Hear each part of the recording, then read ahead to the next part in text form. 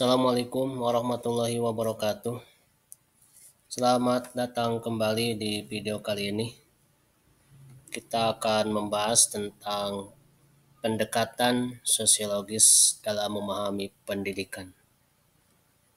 Selamat datang kembali para subscriber, para penonton.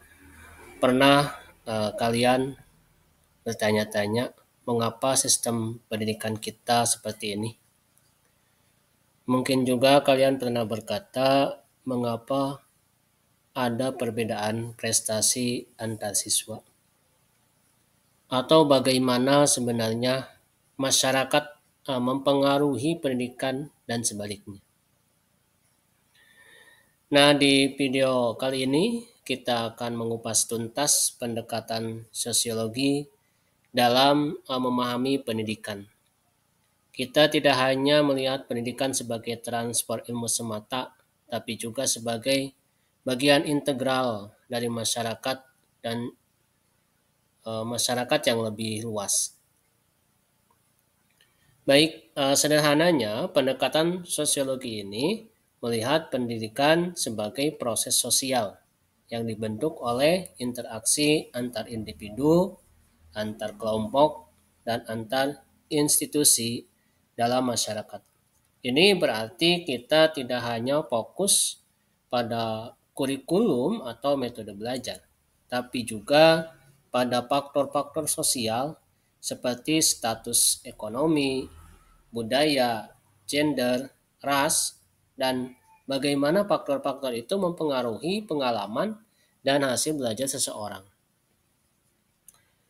Mari kita mulai dengan fungsionalisme. Fungsionalisme, teori ini melihat pendidikan sebagai institusi yang memiliki fungsi penting dalam masyarakat, seperti sosialisasi nilai dan norma, seleksi dan alokasi peran, serta integrasi sosial. Mereka percaya bahwa pendidikan berkontribusi pada stabilitas dan keteraturan sosial.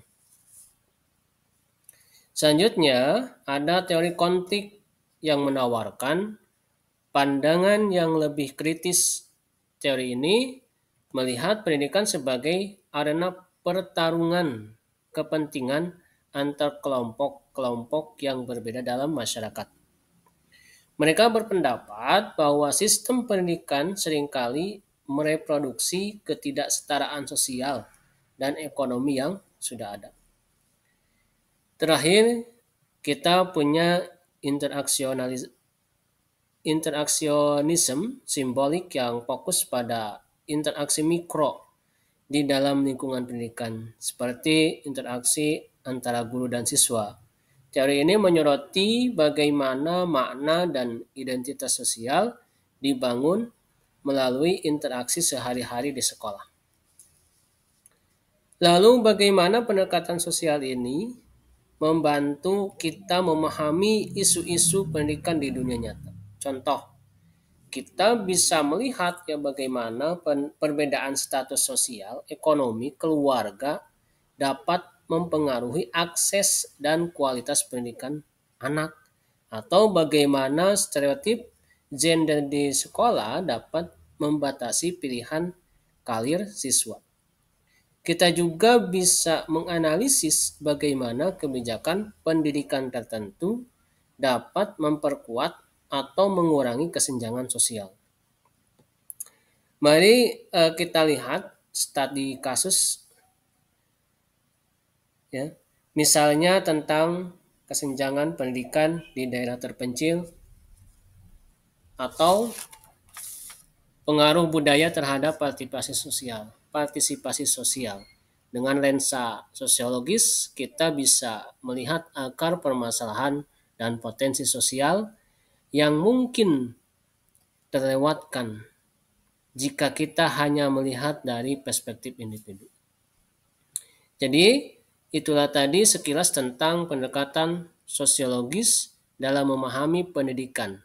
Kita telah melihat bagaimana perspektif ini membantu kita untuk tidak hanya melihat apa yang terjadi di dunia pendidikan, tapi juga mengapa dan bagaimana faktor-faktor sosial mempengaruhinya.